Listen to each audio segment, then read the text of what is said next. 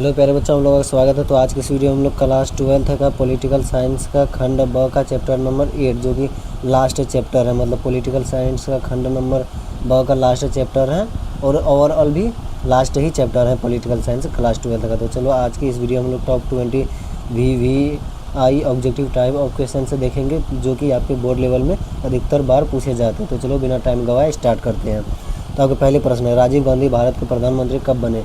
तो यहाँ पर हालांकि 4 ऑप्शन हैं, हम जो है ऑप्शन को इग्नोर करते हुए जो सही उत्तर होंगे उसी को टिक लगाते हुए चलेंगे ताकि टाइम बचे। तो आपके सही उत्तर हो जाएंगे ऑप्शन बी, 1984 में बने थे ना। इंदिरा गांधी की हत्या के बाद 1984 में राजीव गांधी प्रधानमंत्री बने थे। देखो, इंदिरा गांधी की हत्या के बाद 1984 में राजीव गांधी भारत के प्रधानमंत्री बने थे।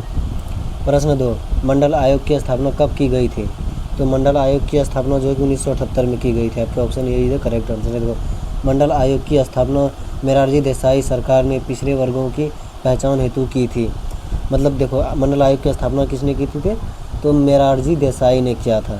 और देखो, पिछड़े वर्गों की पहचान हेतु मतलब पहचान के लिए, पिछड़े जो लोग पिछड़े वर्ग के जाति लोग थे ना उन सबके पहचान के लिए व्याख्या जो ना आपको बहुत ही इंपॉर्टेंट है, जो कि आपका 2 नंबर वाले भी क्वेश्चन से सॉल्व करवा देंगे और कॉन्सेप्ट के साथ ऑब्जेक्टिव याद करवा देंगे बिना रटाई। प्रश्न 3, मंडल आयोग की रिपोर्ट कब लागू की गई? तो मंडल आयोग की रिपोर्ट जो है कि 1990 में लागू की गई थी। देखो, 1990 में प्रधानमंत्री PV सिंह ने मंडल आयोग की सिफारिश लागू की। प्रश्न 2, बाबरी मस्जिद का विध्वंस कब हुआ था? मतलब कि बाबरी मस्जिद को कब तोड़ा गया था? तो आपके सही उत्तर हो जाएंगे ऑप्शन सी, 1992 में तोड़ा गया था। 6 दिसंबर 1992 को अयोध्या में बाबरी मस्जिद को भीड़ ने गिरा दिया, इसलिए तो ब्लैक डे के नाम से जाना जाता है मुसलमानों के लिए 6 दिसंबर। प्रश्न 5, भारत में आर्थिक उदारीकरण की नीति कब शुरू की गई? मतलब भारत में आर्थिक उदारीकरण की नीति कब शुरू की गई? तो आपके सही उत्तर हो जाएंगे ऑप्शन सी, 1991 से शुरू की गई है ना। 1991 में डॉक्टर मनमोहन सिंह के नेतृत्व में नई आर्थिक नीति लागू की गई। प्रश्न 6, नई आर्थिक नीति की 3 प्रमुख तत्व क्या थे?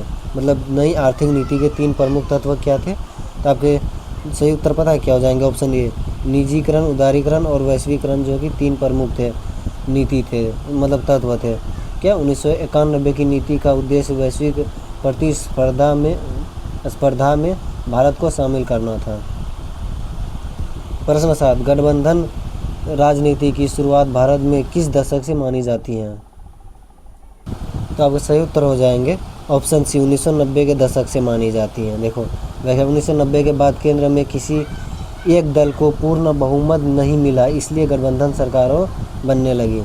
मतलब इससे जो है ना पहले किसी भी एक सरकार को मतलब जीत नहीं मिलता था, इसलिए गठबंधन का सरकार 4 सरकार मिलकर एक सरकार बनता है।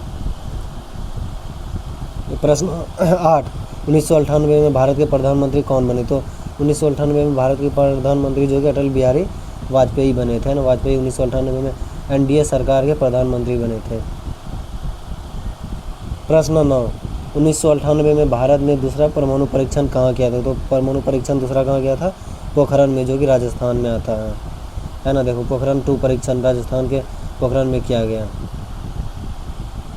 प्रश्न 10, UPA जिसको कि संपर्क बोलते हैं, UPA संपर्क गठबंधन का नेतृत्व किस दल ने किया था? तो आपको सही उत्तर हो जाएंगे ऑप्शन बी, कांग्रेस ने किया था। UPA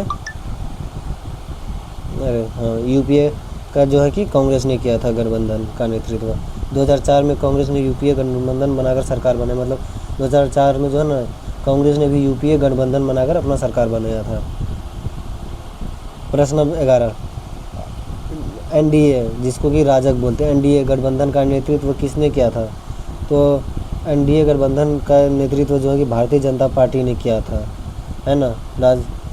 राजग बोले तो NDA का गठन भाजपा के नेतृत्व में हुआ। भाजपा बोले तो भारतीय जनता पार्टी, BJP जिसको नाम से आप लोग जानते होंगे। प्रश्न 12, UPA सरकार के पहले प्रधानमंत्री कौन थे? तो UPA सरकार के पहले प्रधानमंत्री जो कि मनमोहन सिंह थे, डॉक्टर मनमोहन सिंह। और कहा जाता है कि भारत का लास्ट एजुकेटेड नेता लीडर कोई थे प्रधानमंत्री तो मनमोहन सिंह ही थे। और राष्ट्रपति के बाद किया जाए तो APJ अब्दुल कलाम आज़ाद। नहीं तो आपको तो पता ही होगा कि नरेंद्र मोदी कहाँ तक पढ़े लिखे हैं। पर देखो भाई क्या 2004 में मनमोहन सिंह यूपीए सरकार के प्रधानमंत्री बने। प्रश्न 13, इंडिया साइनिंग अभियान किसके नेतृत्व में चलाया गया था? तो आपके सही उत्तर हो जाएंगे भाजपा के नेतृत्व में ही चलाया गया था।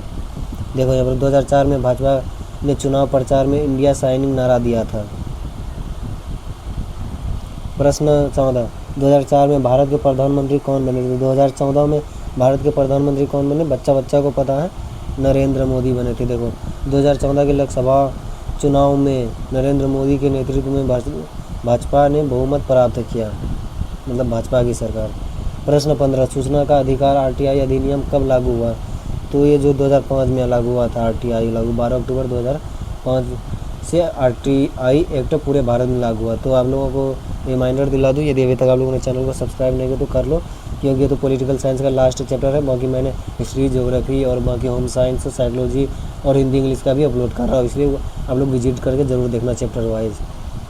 प्रश्न 16, मेक इन इंडिया अभियान कब शुरू किया गया? तो मेक इन इंडिया मतलब अभियान मेड इन इंडिया या फिर मेक इन इंडिया मतलब इंडिया में बना, तो 2014 में शुरू किया गया, इसलिए उसी टाइम नरेंद्र मोदी ने जीत लिया। प्रधानमंत्री नरेंद्र मोदी ने 2014 में मेक इन इंडिया पहला शुरू की। प्रश्न 17, नोटबंदी की घोषणा कब हुई थी? तो नोटबंदी की घोषणा जो है ना 8 नवंबर 2016 को हुआ था। देखो जब 500 और 1000 के नोटों को बंद करने की घोषणा नरेंद्र मोदी के द्वारा 2016 में की गई थी 8 नवंबर को। प्रश्न 18, वस्तु एवं सेवा कर जिसको जीएसटी बोलते कब लागू किया गया था? तो 2017 में लागू किया गया था जीएसटी, है ना, 1 जुलाई को लागू किया गया था।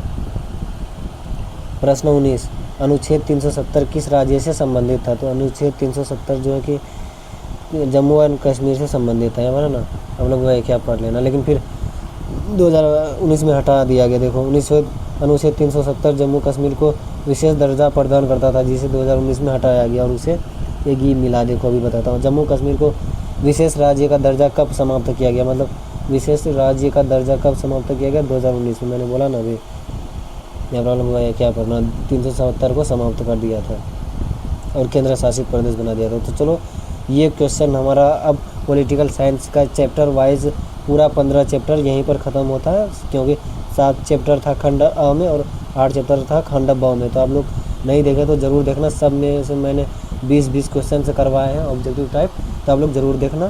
तो पॉलिटिकल साइंस का सफ़र यहीं तक था चैप्टर वाइज। बाकी एग्ज़ाम से पहले जो है ना मैं कुछ टॉप 50 करके 2-3 वीडियो लाऊंगा जो कि बहुत ही इंपॉर्टेंट होने वाला है, मतलब बोर्ड एग्ज़ाम के पर प्रैक्टिस से, इसलिए आप लोग चैनल पर बने रहो।